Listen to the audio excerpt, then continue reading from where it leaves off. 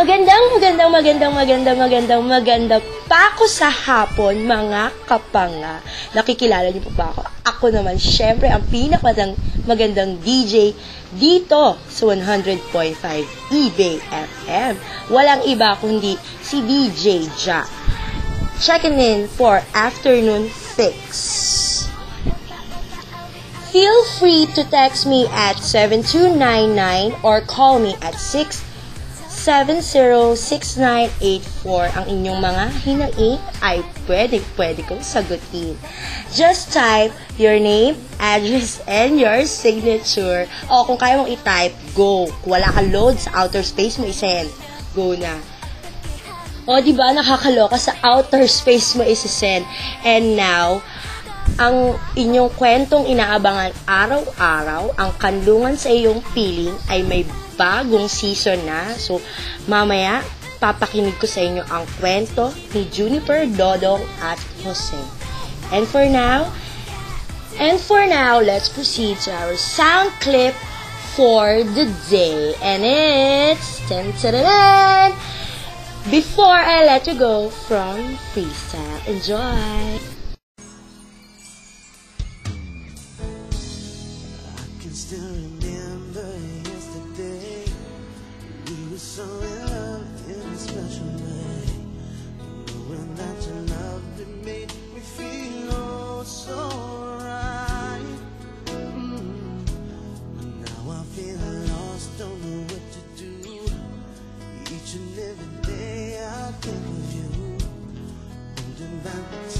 I'm trying with all my might, because you've gone and left me standing all alone.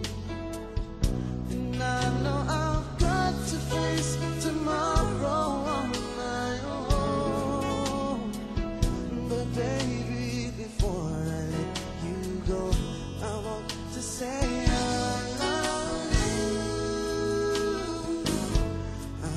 you're listening, 'cause it's true, baby.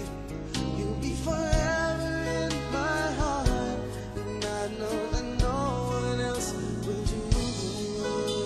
Yeah. So before I let you go, I want to say I love you.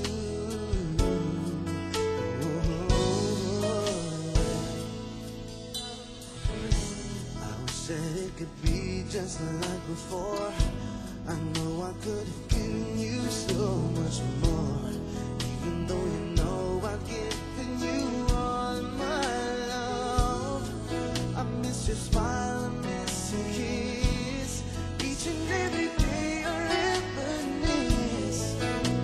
'Cause baby, it's you that I'm always dreaming of, because you've gone.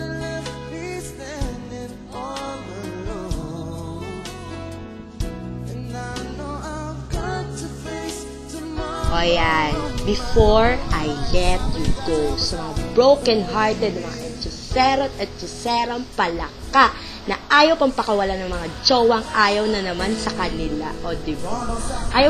Ayaw pa nilang pakawalan. Kahit na mukhang tambay, ayaw pang pakawalan. Kahit walang pera, Diyos ko, go, go, go. Love is the greatest gift of all. Nakakaloka. Naniniwala pa sila sa ganun now na nandito na tayo sa 2010. Nakakaloka talaga. Sakit sa ulo ha. Nakakabaog kayo. Nako, mga before I let you go. Ayan. And moving on. Now, mahahantungan nyo na ang second season ng ating Kanlungan sa Iyong Piling. Si Juniper, si Dodong, at si Jose. Yan lang sa tatlong characters na inabangan nyo at the first season. Nung unang naming inere ito nung June. So, meron na siyang second season dahil patok na patok ito sa takilya sa mga taong walang ginagawa tuwing hapon, siesta. At ito na ang iyong Kanlungan sa Iyong Piling.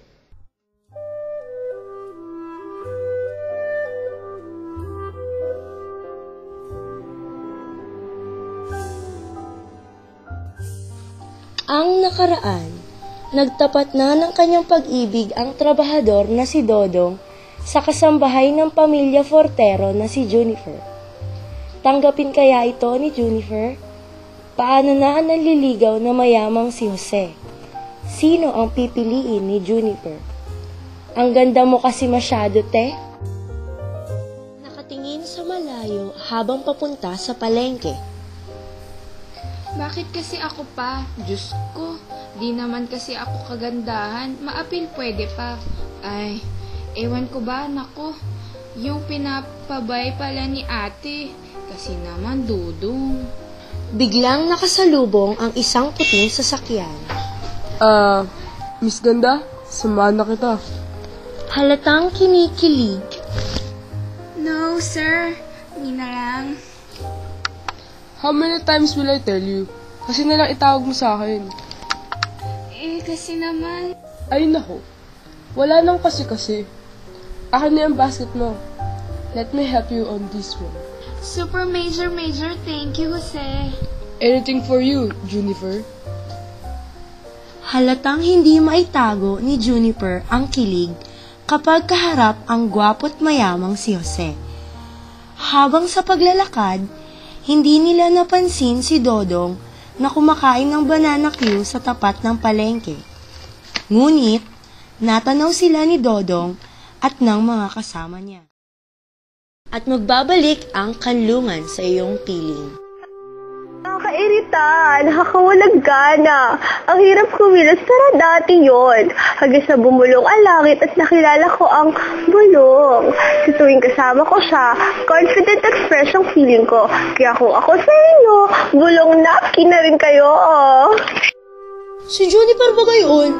Ay may kasama oh. Oo nga, parin Dodong. Mukhang mayaman at makisig. Yung kasama, yari ka. Ha. Tumayo sa pagkakaupo Susundan ko. at mukhang galit siya. Uy, teka! Galit na tumawid si Dodong tungo sa palengke. Hinanap niya ang dalawa. At habang namimili ng tilapia, sina Jose at Juniper, ay biglang may kumalabit kay Jose. Bak! Pare, akin yan ah. Dudong? You are supposed to be Dodo, may rival to Junifer.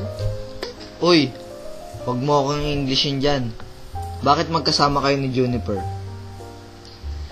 Dudong? Ano ka ba? Nakakahiya dun sa tao. Bakit kasi sumama dyan? Junifer, let me handle this. Alam mo kasi, pare. Wag mo akong matawag-tawag na pare. Tama na nga kayong dalawa, Jose. Tama na. Dudong, magtrabaho ka na nga lang dyan. Paring Dodong! Tara na! Balik trabaho na tayo! Babalikan kita. Jose, akala mo ha. Nakaalis na sina Dodong. Alalang-alala si Juniper kay Jose. Okay ka lang? Pasensya ka na kay Dudong. Mabait naman yun, kaya lang. Mabait? Nako ha, hindi siya sport. Pagdating sa panliligaw. Sa puntong ito, nakita ni Juniper ang other side ni Jose. Tara na, uwi na tayo. Pero, teka, di pa kumpleto yung groceries mo. Ako na bahala magpaliwanag kay ate. Nang naihatid na si Juniper sa bahay, nagpaalam na si Jose. Ate, pasensya na po talaga. Saan ka bang palengke na padpad? Ay nako, Juniper, kanina ko pa hinihintay ang mga sugpo. Kasi ate, ano po kasi, Ano? di po ako nakabili ng sugpo. Ano? Ay nako, ikaw talaga, Juniper. Yun nga ang pinakamahalagang pinabili ko sa'yo, yun pa ang wala. Ano ka ba? Kaloka ka. Sorry ate, never na po ulit mangyayari yun. Dapat lang, ayusin mo na lang yun sa kusina. Ay nako ka. Yes ate, promise. Nakayukong pumunta sa kusina si Juniper.